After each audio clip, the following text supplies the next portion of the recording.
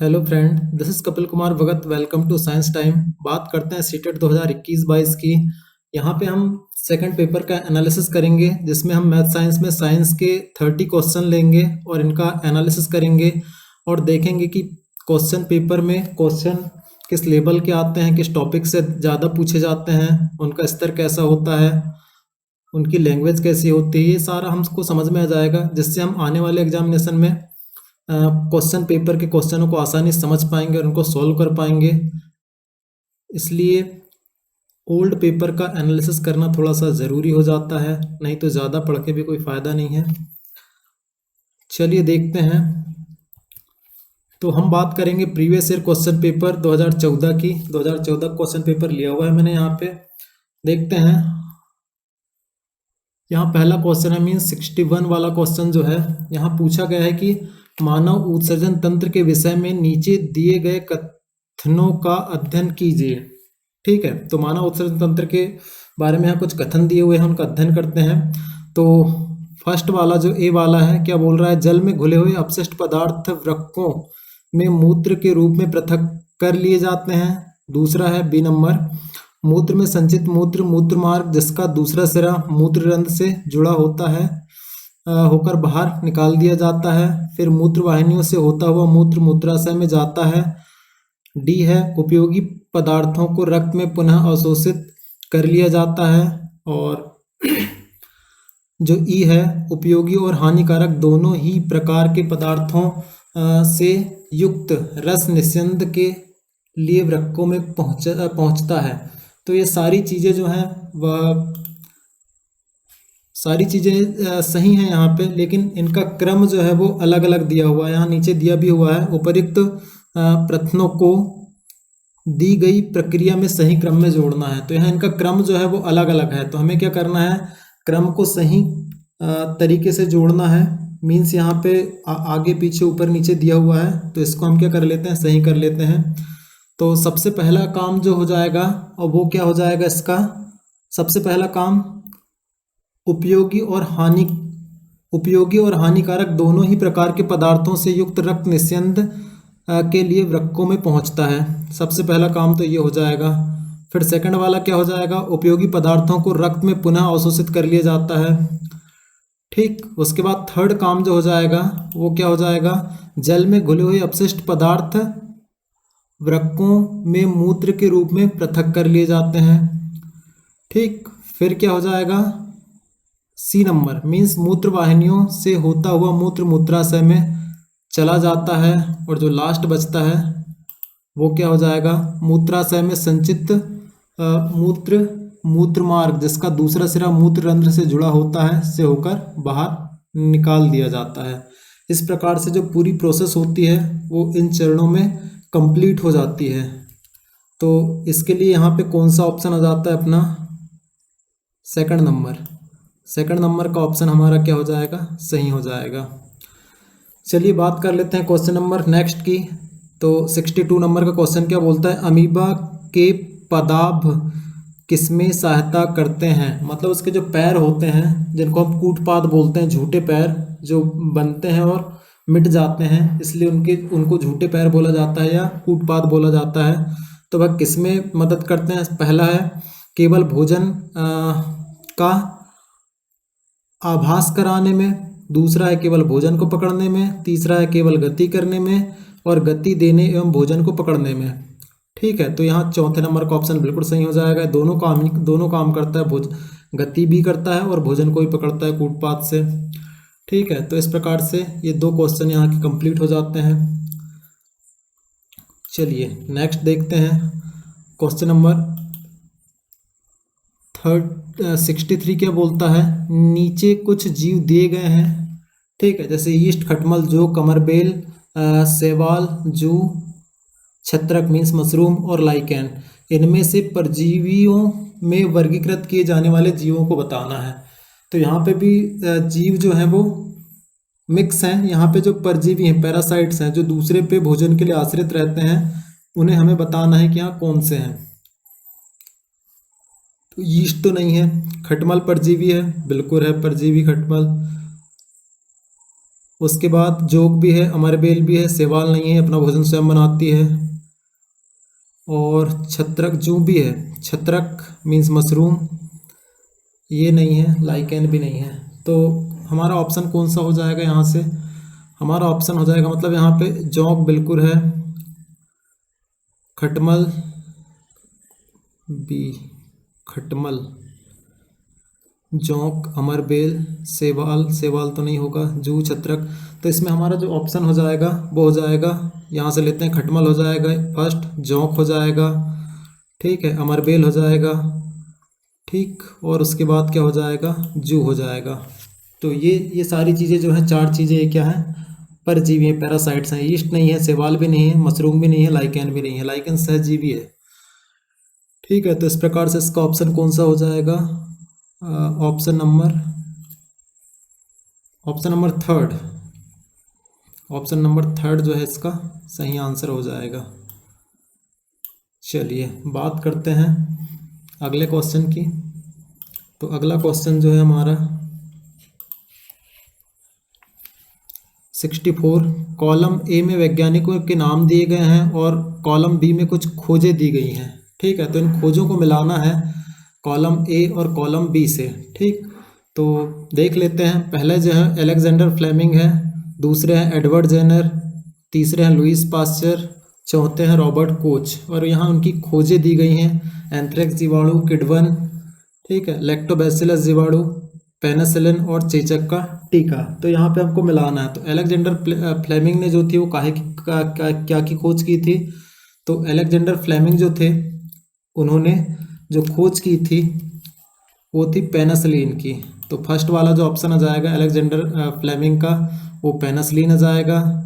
उसके बाद Edward Jenner जो हैं वो उन्होंने क्या की खोज की थी? चेचक का टीका।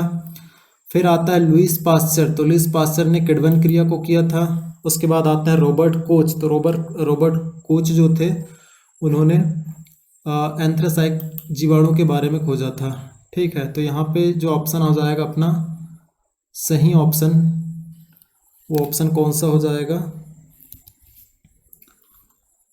ऑप्शन नंबर 1, ये हमारा सही ऑप्शन हो जाएगा। ठीक है, चलिए बात करते हैं क्वेश्चन नंबर नेक्स्ट की। क्वेश्चन नंबर 65 क्या बोलता है? जैव मंडल आरक्षित क्षेत्र से संबंधित सही कथन को चुनना है। सही कथन कौन सा है इसमें से हमें देखना है। तो ये वे सुरक्षित क्षेत्र हैं जो केवल विशेष क्षेत्र या स्पीसीज के संरक्षण के लिए बनाए गए हैं। दूसरा, ये वे क्षेत्र हैं जो केवल पादप एवं जंतुओं के संरक्षण के लिए बनाए गए हैं। या ये वे क्षेत्र हैं जो क्षेत्र की जैव विविधता और संस्कृति को बनाए रखने में सहायता करते हैं। और ये वे सुरक्षित क्षेत्र हैं जिन्हें वन्य जीव में मुक्त आवास और प्रकृति संपदा के उपयोग के लिए आरक्षित किया गया है। तो यहाँ से पहला वाला ऑप्शन गलत है, सेकंड भी नहीं होगा। यहाँ पे ऑप्शन जो हो जाएगा थर्ड वाला हो जाएगा। थर्ड वाले में मतलब ये क्या है? ये वे क्षेत्र हैं जो क्षेत्र की जैव विविधता को, वहाँ की बायोडाइवर्सिटी को बनाए रखते हैं, वहाँ की संस्कृति को बनाए रखने में सहायता करते हैं। ठीक है, तो इसका ऑप्शन नंबर या इसका आंसर कौन सा हो जाएगा? थर्ड हो जाएगा। चलो बात कर लेते हैं क्वेश्चन नंबर नेक्स्ट की। क्वेश्चन 66, क्वेश्चन 66 क्या है हमारा? नीचे दिए गए कथनों का अध्ययन करना है। प्रोकैरियोटिक में केंद्रक नहीं होते हैं। अच्छा, दूसरा, एक कोशिकी जीव में एकल कोशिका सभी कार्य करती है। बिल्कुल सही है। नीले हरे शैवाल प्रोकैरियोटिक के उदाहरण हैं। प्रोकैरियोटिक के उदाहरण हैं। अच्छा, अगला देख लेते हैं। यूकैरियोटिक में केंद्रक झिल्ली सहित सुसंगठित केंद्रक नहीं होता है। इनमें से सही कथन है। अच्छा, सही कथन यहाँ पे हमें फाइंड करना था। तो पहला जो कथन है बिल्कुल सही है। पहला कथन क्या कहता है हमारा कि प्रोकैरियोटिक में केंद्रक नहीं पाए जाते हैं। बिल्कुल सही है, केंद्रक नहीं पाया जाता है। दूसरा क्या है? एक कोशिकीय जीव में एकल कोशिका सभी कार्य करती है। बिल्कुल करती है। नेक्स्ट जो है नीले हरे शैवाल प्रोकैरियोटिक के उदाहरण है। बिल्कुल सही है। लेकिन यहाँ जो बात डी है वो गलत है कि यूकैरियोटिक में केंद्रक झिल्ली सहित सुसंगठित केंद्रक नहीं होता। यूकैरियोटिक में तो केंद्रक पाया जाता है ना। प्रोकैरियोटिक एक कोशिकीय जीव और यूकैरियोटिक जो होते हैं बहुकोशिकीय जीव होते हैं। ठीक है, तो यहाँ पे जो हमारा ऑप्शन है वो कौन सा सही आ जाएगा? हमारा ऑप्शन नंबर फर्स्ट ही सही आ जाएगा, इस पर डी नहीं है, बाकी सब में डी है। चलो अब हम बात कर लेते हैं अगले क्वेश्चन की, क्वेश्चन नंबर 67।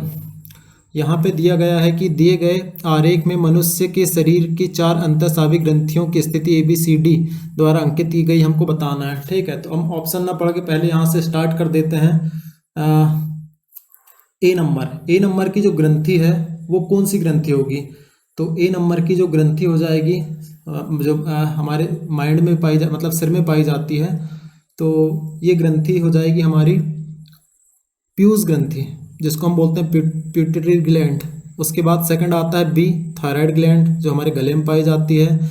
उसके बाद आ जाएगा एड्रिनल ग्लैंड, मींस ये सी नंबर एड्रिनल ग्लैंड आ जाएगा। और फिर डी नंबर पे यहाँ पे अग्नाशय है, मींस यहाँ पे पहला क्या जाएगा अपना पीयूष ग्रंथि किस में है? फर्स्ट वाले ऑप्शन में पीयूष ग्रंथि। ठीक है, मींस क्या हो जाएगा? पीयूष ग्रंथि, ए पीयूष ग्रंथि, बी में आ जाएगा थायराइड ग्लैंड, उसके बाद आ जाएगा एड्रिनल ग्लैंड, उसके बाद आ जाएगा पैंक्रियास स्टोमच। ठीक है, मींस यहाँ पे हमारा ऑप्शन नंबर कौन सा सही हो जाएगा? हमारा ऑप्शन नंबर जो है वो फर्स्ट ही सही हो जाएगा। ठीक, चलिए बात करते हैं नेक्स्ट क्वेश्चन की, क्वेश्चन नंबर 68। नीचे दिए गए आकार पात्र में जल से भारी द्रव भरा है। ठीक है, जो जल से भारी होंगे वो द्रव भरे हुए हैं। द्रव के विषय में निम्न में से सही कथन को चुनना है। तो यहाँ पे बोला है कि ए पर दाब बराबर बी पर दाब बराबर सी पर दाब। ठीक है, ए पर दाब स्मॉलर देन बी पर दाब, और फिर स्मॉलर देन क्या हो जाएगा? सी पर दाब, मतलब सी पर दाब कम हो जाएगा। यहाँ पे सी पर दाब ज़्यादा, उससे कम किस पे? बी पे, और ये इक्वल हो जाएगा किसके? ए के दाब के बराबर। उसके बाद बोला है कि सी का दाब ज़्यादा होगा, फिर उससे सी से कम कौन होगा? बी का दाब होगा, और बी से कम किसका दाब होगा? ए का दाब होगा। तो यहाँ पे जो है यही वाला क्रम बिल्कुल सही हो जाएगा, क्योंकि जो नीचे होगा उसका दाब क्या होगा? ज़्यादा होगा, तभी वो भारी है। ठीक है, उसके बाद बी का और उसके बाद ए का दाब होगा। Is that clear? चलो देखते हैं आगे नेक्स्ट क्वेश्चन नंबर 69। तो यहाँ पे 69 क्वेश्चन में क्या बोला है कि आरेख में दर्शाए अनुसार S1, S2 और S3 पृष्ठों पर प्रकाश गिर रहा है। ठीक है, पृष्ठ जिन पर आपतन कोण और परावर्तन कोण के बराबर कौन से हैं? ठीक है, तो जिन पर आपतन कोण और परावर्तन कोण के बराबर हैं, तो यहाँ पे अगर हम बात करते हैं आपतन कोण और परावर्तन कोण की, तो जब भी प्रकाश की किरण किसी किसी परावर्तित तल पर पड़ती है तो वहाँ पे दो कोण बनते हैं, आपतन कोण और दूसरा बनता है परावर्तन कोण। तो यहाँ पे दोनों ही कोण बराबर, सारी स्थिति में दोनों ही कोण बराबर होंगे, मीन्स इसका ऑप्शन नंबर 4 क्या हो जाएगा? सही आंसर हो जाएगा। चलिए बात कर लेते हैं नेक्स्ट क्वेश्चन की। तो अगला क्वेश्चन में क्या बताया है यहाँ पे? नेक्स्ट क्वेश्चन यहाँ पे बोला है कि नीचे दिए गए मानव नेत्र में आरेख में ABCD द्वारा अंकित भागों का नामांकन किस प्रकार किया जाएगा? ठीक है, तो अगर नेत्र का डायग्राम अगर पूरा याद है तो आसानी से बन जाएगा।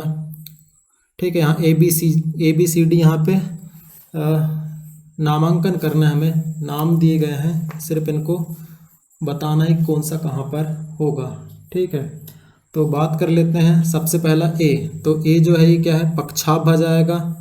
फिर बी क्या जाएगा? इसको बोलते हैं परितारिका, और सी क्या जाएगा? लेंस, और डी क्या जाएगा? कॉर्निया। तो लेंस वाले ऑप्शन सी, ये लेंस वाले हैं, तो परितारिका ठीक है, बिल्कुल पुतली नहीं आएगा, परितारिका पहले आ गया। तो यहाँ पे ऑप्शन नंबर 4 इसका आंसर क्या हो जाएगा? बिल्कुल सही हो जाएगा, ऑप्शन नंबर 4। ठीक है, चलिए बात कर लेते हैं क्वेश्चन नंबर नेक्स्ट की। क्या कह रहा है क्वेश्चन नंबर नेक्स्ट? मानव नेत्र में रेटिना पर बने किसी वस्तु के प्रतिबिंब का प्रभाव रेटिना पर लगभग कितने समय तक बना रहता है? तो मानव नेत्र पे जो प्रकाश मानव नेत्र पर बने किसी वस्तु का प्रतिबिंब का स्थायित्व जो होता है वो 1/10 सेकंड तक होता है, लेकिन यहाँ पे उसने बोला प्रभाव रेटिना पर लगभग कितने समय तक बना रहता है। तो ये प्रभाव जो है वो लगभग 1/16 सेकंड तक बना रहता है, ठीक है। लेकिन यहाँ पे हमारे पास ऑप्शन क्या है, 1/15 सेकंड है, तो ये ऑप्शन हमारा क्या हो जाएगा, सही हो जाएगा, ठीक है। चलिए बात कर लेते हैं नेक्स्ट क्वेश्चन की। तो अगला क्वेश्चन क्या है हमारा, नीचे दिए गए कथनों का अध्ययन कीजिए। यहाँ पे दिया शुष्क परिस्थिति में बीज का अंकुरण नहीं होता है। बिल्कुल सही बात है, शुष्क परिस्थितियों में बीज का अंकुरण नहीं होता है जब तक पानी ना मिले, ठीक है। पोषकों का पादपों के विभिन्न भागों में स्थानांतरण घुली हुई अवस्था में ही होता है। फिर आता है विभिन्न समय अंतरालों पर फसलों को जल की आपूर्ति से मृदा के गठन में सुधार होता है। फिर आता है फसलों को जल की आपूर्ति से मृदा सरंध्र बनती है, जिसके कारण गैसों का विनिमय मीन्स आदान प्रदान सरल हो जाता है। फिर आता है जल फसलों की पाले मीन्स शीत और गर्म वायु दोनों से रक्षा करता है। तो यहाँ हमें बताना क्या है, हमें बताना है कि वे कथन कौन से हैं जो फसलों की सिंचाई की पुष्टि करते हैं, जो फसलों की सिंचाई की पुष्टि करते हैं, उन कथनों को हमें बताना है। तो यहाँ पे सबसे पहला जो ऑप्शन हो जाएगा वो क्या हो जाएगा, ऑप्शन नंबर ए, जब तक फसल को पानी नहीं मिलेगा या बीज को पानी नहीं मिलेगा तो बीज अंकुरित नहीं होगा और फसल नहीं बनेगा, ठीक है। फिर बात कर लेते हैं दूसरा, पोषकों का पादपों में विभिन्न भागों में स्थानांतरण खुली हुई अवस्था में होता है, मीन्स पानी के माध्यम से होगा, मतलब यहाँ पे सिंचाई या सिंचाई की आवश्यकता पड़ेगी फसलों में, ठीक है। उसके बाद जो है हमारा क्या जाएगा, विभिन्न, ये सी नंबर का ऑप्शन नहीं आएगा। डी नंबर का फसलों में जल की आपूर्ति से मृदा सरंध्र बनती है, नहीं। भुरभुरी मृदा जो होती है वही गैसों के आदान प्रदान के लिए उपयोगी होती है। इसके बाद यहाँ से हमारा सिर्फ ये वाला ऑप्शन सही आ जाएगा कि जल फसलों को शीत मीन्स पाले और गर्म वायु दोनों से रक्षा करती है, ठीक है। अगर हम पानी नहीं देंगे तो गर्म वायु का फसल बर्बाद हो जाएगी और शीत में भी अगर हम पानी नहीं देते हैं तो भी फसल बर्बाद हो सकती है। इसलिए इन तीनों चीज़ों में पानी या सिंचाई की आवश्यकता बहुत ज़रूरी होती है फसल को। तो हमारा ऑप्शन कौन सा आ जाएगा इस पे, ऑप्शन नंबर 4, ठीक। चलिए बात कर लेते हैं नेक्स्ट क्वेश्चन की।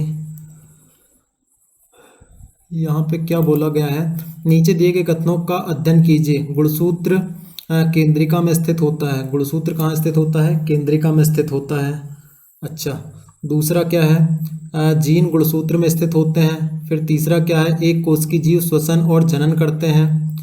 चौथा क्या है, कोशिका झिल्ली का सबसे महत्वपूर्ण कार्य कोशिका में पदार्थों के आवागमन को नियंत्रित करना है, ठीक है। तो यहाँ पे क्या जाएगा, गुणसूत्र केंद्रिका में स्थित नहीं होता, केंद्रक में स्थित होता है। ये वाला ऑप्शन गलत है, बाकी तीनों ऑप्शन सही हैं, means B C D means हमारा ऑप्शन नंबर 2 क्या हो जाएगा, बिल्कुल सही हो जाएगा। चलिए बात कर लेते हैं नेक्स्ट क्वेश्चन की। तो चिकित्सा के क्षेत्र में समस्याओं के अनुसंधान के लिए उपयोग किए जाने वाले पराश्रव्य ऐसी ध्वनि जो इंसान या मानव नहीं सुन सकता, उन्हें पराश्रव्य ध्वनियाँ कहते हैं, ठीक है। तो उपकरणों के कार्य करने की आवृत्ति होती है, ठीक है। तो अगर हम बात करते हैं 20 हर्ट्ज से कम, ठीक है, 20 हर्ट्ज से लेके 20,000 हर्ट्ज के बीच की ध्वनि जो होता है वह श्रव्य ध्वनियाँ होती हैं। तो ये ऑप्शन तो आएगा नहीं, क्योंकि श्रव्य ध्वनियाँ जो होती हैं मानव 20 हर्ट्ज से लेके चलो, तो ये वाली ध्वनियाँ भी नहीं आएंगी। उसके बाद नेक्स्ट जो आता है, मानव की जो श्रव्य ध्वनि है वो 20 हर्ट्ज से लेके 20,000 हर्ट्ज तक बस है, ठीक। फिर यहाँ पे थर्ड ऑप्शन क्या बोल रहा है, ये 2,000 हर्ट्ज से लेके 20,000 हर्ट्ज के बीच, और फिर बोल रहा है कि 20,000 हर्ट्ज से अधिक। तो ये चौथे नंबर का ऑप्शन सही हो जाएगा, क्योंकि ये पराश्रव्य ध्वनि है जो कि 20,000 हर्ट्ज से अधिक होती है। वो ध्वनियाँ सारी ध्वनियाँ क्या होती हैं, पराश्रव्य होती हैं। और 20 हर्ट्ज से लेके 20,000 हर्ट्ज तक की जो ध्वनियाँ होती हैं वो क्या होती हैं, श्रव्य होती हैं, जिन्हें मानव सुन सकता है। चलिए बात कर लेते हैं क्वेश्चन नंबर नेक्स्ट की, क्वेश्चन नंबर 74। यहाँ पे क्या बोला है कि लोहे के एक ठोस आयताकार गुटके को किसी मेज के शीर्ष पर इसके विभिन्न फलकों को मेज को स्पर्श करते हुए रखा गया है। विभिन्न कारणों से लोहे का यह ठोस गुटका आरोपित करता है। सबसे पहले समान बल और समान दाब, समान बल परंतु भिन्न भिन्न दाब, और भिन्न भिन्न बल किंतु भिन्न भिन्न दाब, तो भिन्न भिन्न बल परंतु समान दाब। तो यहाँ पे सिंपल सी बात है, समान बल परंतु अलग अलग दाब या भिन्न भिन्न दाब आरोपित करेगा। ठीक है, तो इसका ऑप्शन नंबर सेकंड सही हो जाएगा। फिर नीचे हमें बताना है, चलिए तो इसमें हम सिंपल सा देख लेते हैं कौन सा क्या क्या है। सबसे पहले ए नंबर वाला जो हो जाएगा वो क्या हो जाएगा, कोशिका, ये कोशिका है। ठीक है, जंतु कोशिका, जिसमें हमको नाम बताना है कि कौन कौन सी चीज़ें हैं यहाँ पे। तो A number, B number, C number, D, 4 चीज़ें बताना है हमें। तो सबसे पहले ए जो है वह क्या हो जाएगा, ए जो हो जाएगा कोशिका झिल्ली, सबसे बाहर जो पाई जाती है कोशिका झिल्ली पाई जाती है। ठीक है, बी नंबर यहाँ पे निशान आया है, मीन्स बी क्या है, रिक्तिका है। ठीक है, फिर सी कहाँ तक गया है, यहाँ तक गया है, मतलब सी क्या है, केंद्रक है। डी कहाँ पे है, ये काले में है, मतलब मैट्रिक्स, मतलब कोशिका द्रव्य है। ठीक है, तो यहाँ पे हमारा ऑप्शन कौन सा सही हो जाएगा इस पे, ऑप्शन नंबर 2। ऑप्शन नंबर 2 क्या बोल रहा है कि कोशिका झिल्ली। ठीक है, कोशिका झिल्ली, रिक्तिका, केंद्रक और कोशिका द्रव्य, यही हमारा आंसर सही हो जाएगा। चलिए बात कर लेते हैं क्वेश्चन नंबर नेक्स्ट की। तो क्वेश्चन नंबर नेक्स्ट जो है हमारा वह क्या है, हाँ, किसी गतिमान कार के पथगामी ओडोमीटर पथमापी यानी कि ओडोमीटर, जैसे हम बोलते हैं सभी गाड़ियों में लगा हुआ होता है स्पीड के लिए, और वो बताता है कि हमारी गाड़ी कितने किलोमीटर चली है। ठीक है, उसे हम ओडोमीटर कहते हैं। ठीक है, तो प्रातः 8 बजे उसका पाठ्यांक कितना था, 36,540 किलोमीटर, तथा प्रातः 10 बजे जो पाठ्यांक था वो कितना हो गया, 36,666 किलोमीटर है। यदि कार टेढ़े मेढ़े पथ पर असमान चाल से गति करती है तो कार की मीटर प्रति सेकंड में औसत चाल ज्ञात करना है। ठीक है, तो सबसे पहले तो हम क्या ज्ञात कर लेंगे, यहाँ से टाइम निकाल लेंगे, टाइम कितना लगा, उसके बाद डिस्टेंस निकाल लेंगे, इससे इसको घटा के डिस्टेंस निकाल लेंगे और चाल बटे दूरी का सूत्र लगा देंगे। ठीक है, तो हमारी क्या निकल जाएगी, औसत चाल निकल जाएगी।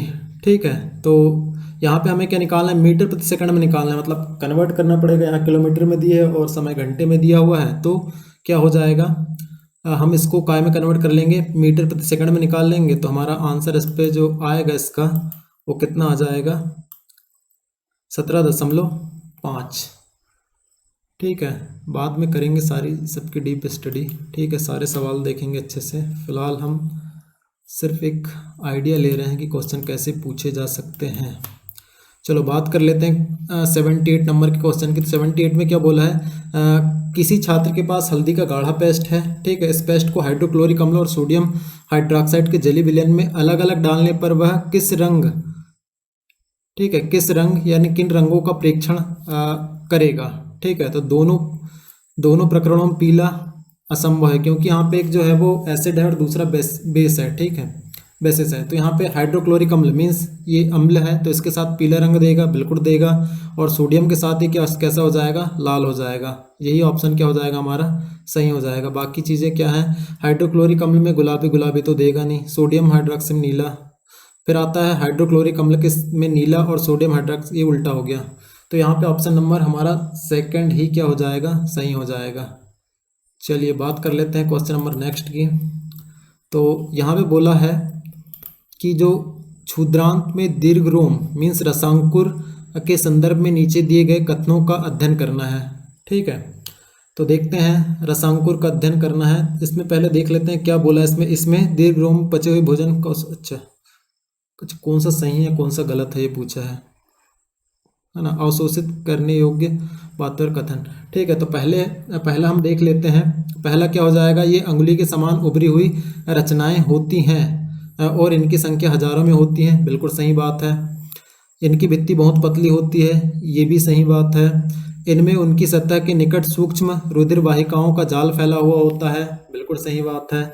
इनमें महीन छिद्र होते हैं जिनसे भोजन आसानी से गुजर सकता है, रसांकुर में महीन छिद्र नहीं होते हैं, यही बात गलत है, बाकी सब ठीक है। मीन्स ABC हमारा आंसर सही हो जाएगा, मीन्स ABC ऑप्शन नंबर 3। ठीक, चलिए बात कर लेते हैं क्वेश्चन नंबर नेक्स्ट की। तो क्या बोला है 80 नंबर का, नीचे कुछ खाद्य पदार्थ दिए गए हैं, ठीक है, क्या करना है, आयोडीन के घोल के साथ परीक्षण करने पर उपर्युक्त में से कौन सा नीला काला रंग प्रदान करेगा। ठीक है, आयोडीन परीक्षण जो होता है जब हम करते हैं तो आलू के साथ तो करते हैं लैब में, तो ये बिल्कुल सही हो जाएगा ये वाला ऑप्शन। ठीक है, फर्स्ट वाला ऑप्शन क्या हो जाएगा, ये वाला ऑप्शन उबले और पिसे हुए आलू के साथ। दूसरा क्या हो जाएगा, उबले और चबाए हुए चावल के साथ, नेगेटिव आएगा। ठीक है, रोटी या ब्रेड के एक टुकड़े के साथ आएगा, शर्करा के घोल के साथ नहीं आएगा, नारियल के तेल के साथ भी नहीं आएगा। मतलब हमारा ए और सी वाला ऑप्शन जो है वो क्या हो जाएगा, सही हो जाएगा। मीन्स हमारा ऑप्शन कौन सा सही होगा, 1 नंबर का। चलिए बात कर लेते हैं नेक्स्ट क्वेश्चन की। यहाँ से अब शैक्षिक मुद्दे वाले 10 क्वेश्चन हैं। ठीक है, तो देखते हैं, कक्षा 8 के छात्र को कमानीदार तुला की सही उपयोग विधि पढ़ाते समय गुंजन ने नीचे दिए गए चरणों जो कि सही क्रम में नहीं है का पालन करने के लिए कहा। ठीक है, तो देखते हैं, अच्छा हम देख लेते हैं क्रम को में क्या क्या लिखा है। पहले शून्यांक त्रुटि नोट करना, ठीक है, वास्तविक पाठ्यांक परिकलित करना, फिर आता है अंशांकन पैमाने पर संकेतन की स्थिति नोट करना, नेक्स्ट आता है कमानीदार तुला का अल्पतमांक रिकॉर्ड करना। तो सबसे पहला यहाँ पे सबसे पहले क्या आ जाएगा, हमारा सबसे पहला काम जो होता है वह होता है शून्यांक त्रुटि नोट करना। ठीक है, सबसे पहला काम जो हो जाएगा हमारा शून्यांक त्रुटि नोट करना हो जाएगा। फिर दूसरा काम जो हो जाएगा, क्या करते हैं हम, कमानीदार तुला का अल्पतमांक रिकॉर्ड कर लेते हैं। फिर क्या जाएगा, फिर जो आ जाएगा अंशांकित पैमाने पर संकेतन की स्थिति को नोट करेंगे, और लास्ट में क्या काम करेंगे, वास्तविक पाठ्यांक का परिकलन कर लेंगे। ठीक है, तो इस प्रकार से ये जो है हमारा क्रम जो हो जाएगा सही हो जाएगा। मीन्स पहला ए नंबर का, फिर डी नंबर का, फिर सी नंबर का, A D C, option number third, और लास्ट में बी, ये हमारा सही हो जाएगा। चलिए बात करते हैं नेक्स्ट क्वेश्चन की, क्वेश्चन नंबर 82। यहाँ बोला है कि उच्च प्राथमिक स्तर पर विज्ञान सीखने का नीचे दिया गया कौन सा उद्देश्य वांछनीय उद्देश्य नहीं है। ठीक है, तो पहले देख लेते हैं, वैज्ञानिक साक्षरता अर्जित करना, फिर दूसरा आता है तार्किक सोच विकसित करना, तीसरा आता है आवश्यक प्रक्रिया कौशल अर्जित करना, और प्रतियोगिता परीक्षाओं में अच्छा प्रदर्शन करना। ठीक है, तो यहाँ पे सबसे पहले हमको ये देखना है कि क्या पूछा है उसने। ठीक है, तो यहाँ पे जो पूछा है वो उसने पूछा है कि नहीं है, वांछित उद्देश्य नहीं है, तो ये सारे पहला वाला भी सही हो जाएगा। वैज्ञानिक साक्षरता अर्जित करना बिल्कुल सही बात है, तार्किक सोच विकसित करना सही है, आवश्यक प्रक्रिया कौशल अर्जित करना ये भी सही है।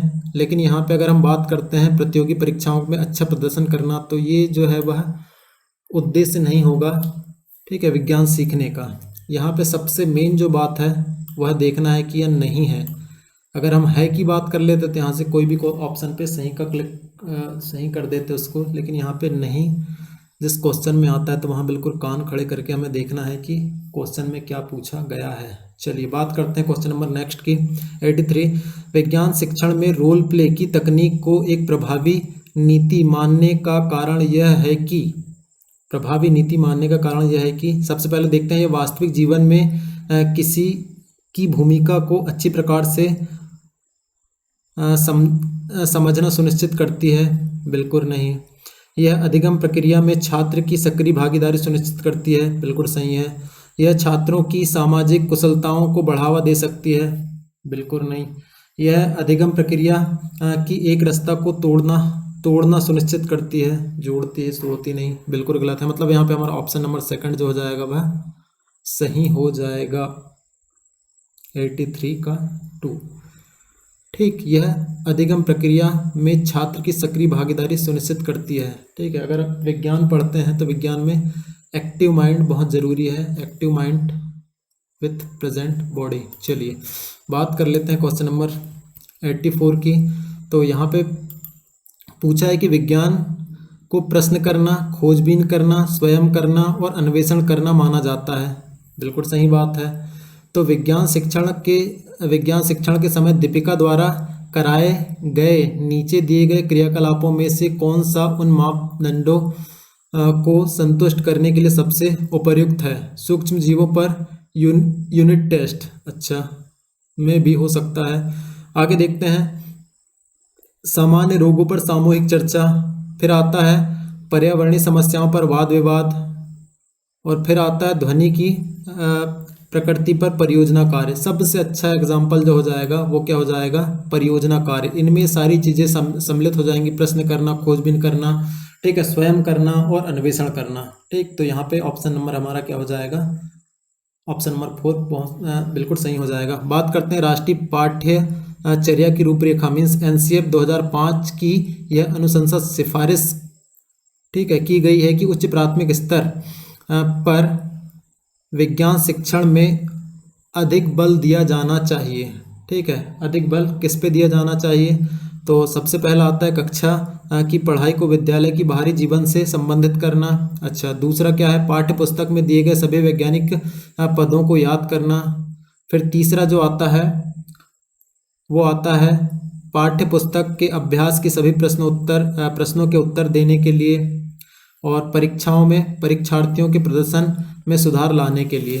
तो यहाँ जो है सबसे पहला ऑप्शन हमारा सही हो जाएगा, कक्षा की पढ़ाई को विद्यालय के बाहरी जीवन से संबंधित करने के लिए। ठीक है, तो इसका ऑप्शन नंबर या ऑप्शन नंबर फर्स्ट ही क्या हो जाएगा? सही हो जाएगा। चलो बात कर लेते हैं क्वेश्चन नंबर 86 की। तो यहाँ पे क्या बोला गया है कि गीता कक्षा 8 के छात्रों को मानव नेत्र के विषय में पढ़ाने के लिए पाठ्य योजना बना रही है। नीचे दिए गए क्रियाकलापों में किसे पाठ्य योजना में सम्मिलित करने पर पाठ अधिक प्रभावी बन सकता है और छात्रों की संबंधित कल्पनाओं को अच्छी तरह से समझ सकने में सहायता कर सकता है।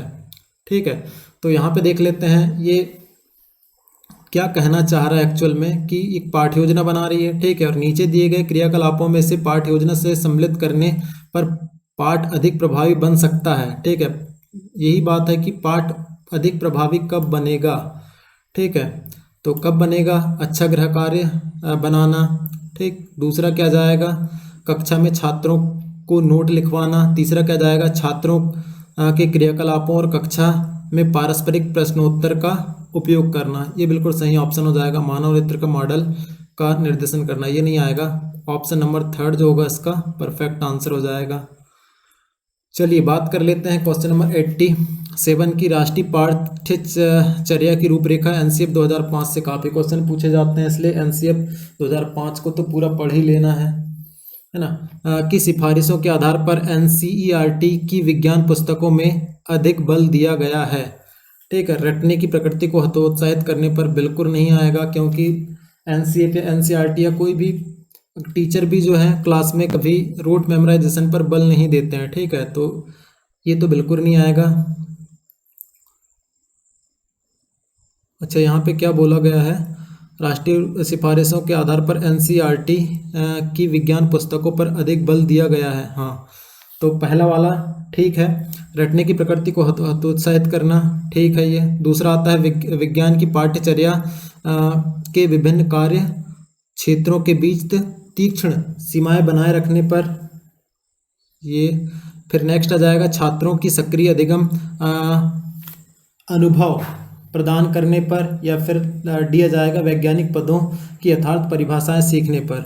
ठीक है, ये सीखने और रटने की जहाँ बात आती है। ठीक है, तो ये दोनों जो आ जाएंगे ऑप्शन में हमारे, नहीं यहाँ पे, अच्छा ये वाला जाएगा, पहला वाला जाएगा इसका एक। ठीक है, रटने की बात कह रहा है, सीखना तो ठीक है, लेकिन यहाँ पे छात्रों की सक्रिय अधिगम का अनुभव प्रदान करना। ठीक है, मीन्स ये हमारा ए और सी ऑप्शन जो है वो आ जाएंगे। मीन्स हमारा आंसर कौन सा हो जाएगा? सॉरी, ये नहीं होगा, ए और सी, ऑप्शन नंबर 2। ठीक है, तो यहाँ पे क्या बोल रहा है कि पुस्तकों पर अधिक बल दिया, एनसीईआरटी की विज्ञान पुस्तकों पर अधिक बल दिया गया है। ठीक है, रटने की प्रक्रिया बिल्कुल यहाँ पे उस पर बल नहीं दिया गया है। ठीक है, वहाँ पे जबकि अगर हम एनसीईआरटी की बुक्स देखते हैं तो वहाँ बाकायदा क्रियाकलाप वगैरह सारे बॉक्स में बना के दिए हुए होते हैं, ठीक है, बहुत सारे क्रियाकलाप दिए हुए होते हैं एनसीईआरटी की बुक में, ठीक है। और फिर क्या है, छात्रों की सक्रिय अधिगम को अनुभव प्रदान करने पर, ठीक है, तो यहाँ पे क्या जाएगा, सक्रिय अधिगम अनुभव प्रदान करने पर, ठीक है, ये नहीं आएगा, बाकी ये दोनों चीज़ें होंगी। चलिए बात कर लेते हैं क्वेश्चन नंबर नेक्स्ट की। तो क्वेश्चन नंबर 88, विज्ञान शिक्षिका द्वारा अपनाए गए उपागमों में कौन सा उपागम उस शिक्षिका की वैज्ञानिक मनःस्थिति दर्शाता है। पहला आता है, कक्षा में पूर्णतः अनुशासन बनाए रखना, यथासंभव शीघ्र प्रस्तावित पाठ्यक्रम को समाप्त करना। फिर आता है, कक्षा में छात्रों को प्रश्न पूछने के लिए प्रोत्साहित करना। और फिर आता है, अधिगम में बढ़ोतरी करने के लिए कठिन प्रश्न पत्र बनाना। तो यहाँ पे सिंपल सी बात है, कक्षा में छात्रों को प्रश्न पूछने के लिए प्रोत्साहित करना, ठीक है, तो इनकी मनःस्थिति को दर्शाता है, ये बिल्कुल सही ऑप्शन हो जाएगा हमारा। चलिए बात कर लेते हैं क्वेश्चन नंबर 89 की। तो यहाँ पे बोला है, वैज्ञानिक विधि, जो वैज्ञानिक विधि है सामान्यतः निम्नलिखित चरणों का पालन करने की, मतलब ये चरण जो है वो क्रम में नहीं दिए गए हैं, सिफारिश की जाती है, इन चरणों को देखना है। तो सबसे पहला चरण क्या हो जाएगा, देखो, परिकल्पना का परीक्षण, परिकल्पना बनाना, समस्या की पहचान करना, आंकड़ों को एकत्रित करना और निष्कर्ष निकालना। निष्कर्ष निकालना तो बिल्कुल सही जगह पे है, मतलब सबसे लास्ट में आता है निष्कर्ष निकालना, ठीक। तो हम बात कर लेते हैं, सबसे पहले क्या जाएगा, समस्या की पहचान करना, ठीक है, नंबर डाल लेते हैं इन पे, समस्या की पहचान करना नंबर फर्स्ट पे आ जाएगा। फिर दूसरा जो आ जाएगा वो क्या जाएगा हमारा, परिकल्पना बनाना। फिर तीसरा जो आ जाएगा हमारा क्या हो जाएगा, आंकड़ों को एकत्रित करना। फिर क्या आएगा, परिकल्पना करना। और लास्ट में निष्कर्ष निकालना, मीन्स क्या जाएगा, CBD AG, ठीक है।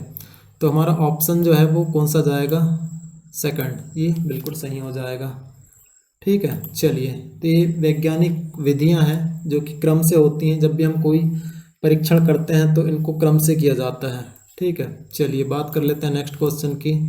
लास्ट क्वेश्चन है हमारा, हस्तसिद्ध क्रियाकलाप और परियोजनाएं विज्ञान सीखने के अभिन्न अंग हैं, इन अधिगम अनुभवों का मुख्य उद्देश्य क्या है, ये बताना है। सबसे पहले, प्रायोगिक कौशलों पर छात्रों का मूल्यांकन करना, छात्रों को हर समय व्यस्त रखना, प्रयोगशाला में अनुशासन बनाए रखना और विस्तारित अधिगम के लिए छात्रों को अवसर प्रदान करना, ठीक है। तो यहाँ पे जो है उसने बोला है, हस्तसिद्ध क्रियाकलाप और परियोजनाएं विज्ञान सीखने के अभिन्न अंग हैं, तो अधिगम अनुभव का मुख्य उद्देश्य क्या हो जाएगा, तो सिंपल सी बात है, यहाँ पे इसका मुख्य उद्देश्य हो जाएगा विस्तारित अधिगम के लिए छात्रों को अवसर प्रदान करना। जब तक बच्चों को अवसर नहीं मिलेगा तो कुछ करके नहीं दिखाएंगे, इसलिए विस्तारित अधिगम के लिए छात्रों को अवसर मिलना चाहिए, उन्हें प्रयोग करने देना है हमें, ठीक है, तभी जो है बच्चा सीख पाएगा, खुद से सीख पाएगा, कुछ करने की सोचेगा, अन्यथा नहीं सोचेगा।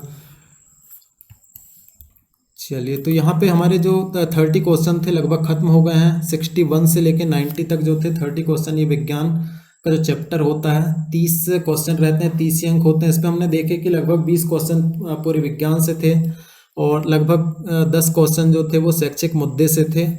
तो इस पर हमको समझ में आ गया कि जो क्वेश्चन है वो किस प्रकार से पूछे जाते हैं, ठीक है।